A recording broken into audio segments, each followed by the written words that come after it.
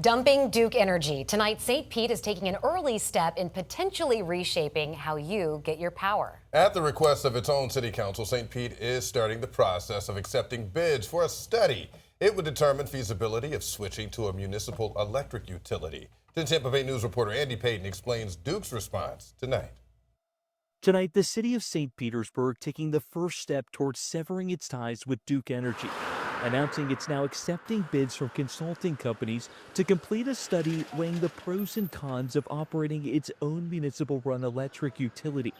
The study set to evaluate whether making the switch would be cost-effective for St. Pete residents and help the city achieve its clean energy goals. Supporters for public power are excited to see St. Pete take that first step. It's been long awaited. Something Jason Scott, one of the leaders of Dump Duke, an advocacy group for public power, says won't be hard to prove. We are expecting the same results that we have seen across the state, where public power can save costs for consumers and provide greater local control and transparency. It comes just 5 months after the city of Clearwater, another municipality considering dropping Duke for public power, conducted a similar study, finding they could save their residents 10 to 20% on their bills.